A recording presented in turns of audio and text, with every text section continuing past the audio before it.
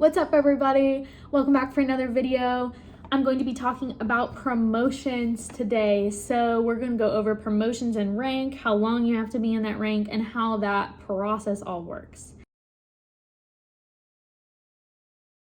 So when you first go to basic training, everyone is an E1, which is an Airman Basic, so no one has stripes.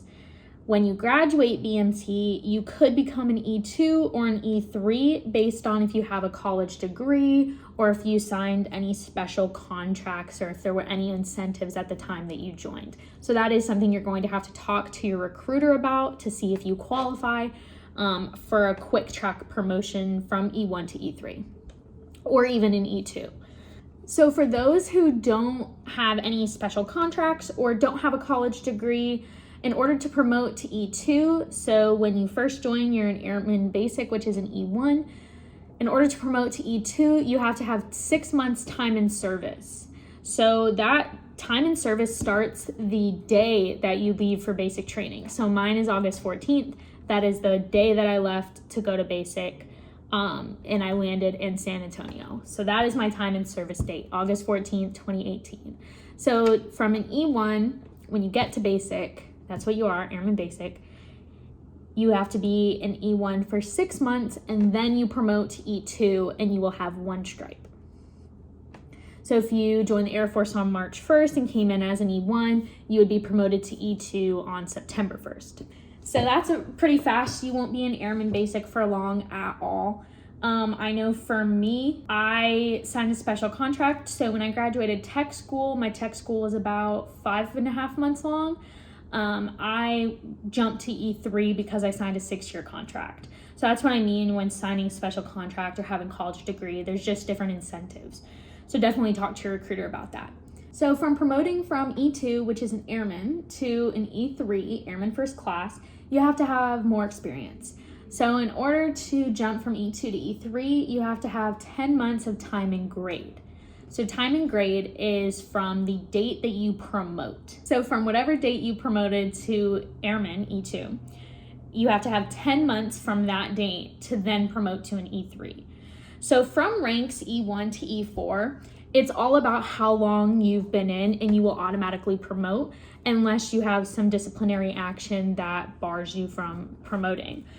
But for mostly everyone, you will just automatically promote based on your time in service and your time in grade.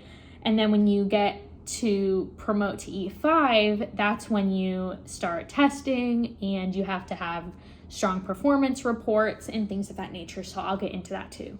So from E3, Airman First Class, to E4, which is a senior airman, you have to have 28 months time in grade, which is time of being that rank, or 36 months time in the Air Force, with 20 months of time and grade, whichever comes first. That's for the automatic promotion. Now, there is what's called BTZ, which is below the zone, which if you get below the zone, you promote to E4 6 months earlier. And 6 months might not seem like a long time, but it made a difference as far as me being in the testing cycle to be able to test for Staff Sergeant. So that's how I was able to put on E5 Staff Sergeant in under 4 years.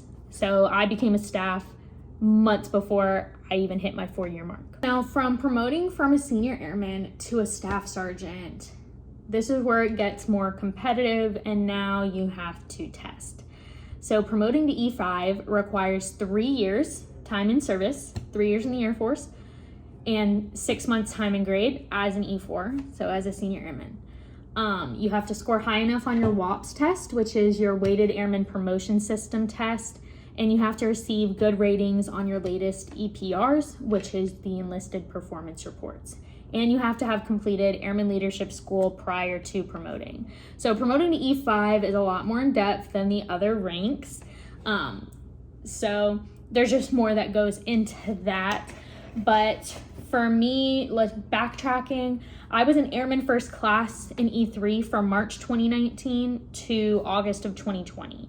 So a little over a year, I was an Airman First Class, and then I made below the zone. So I put on Senior Airman August of 2020. I made it 6 months early. And then I tested for Staff Sergeant that following summer. So I tested for staff in May of 2021. I made it. So I then put on staff sergeant in May of 2022. So you promote pretty fast in the Air Force from E1 to E4. So you will definitely be in E4 if you sign a 4-year contract. Definitely. It's not guaranteed that you'll make staff if you only sign a 4-year contract. But you definitely will be a senior airman if you do not have any severe discipline action that prevents you from promoting.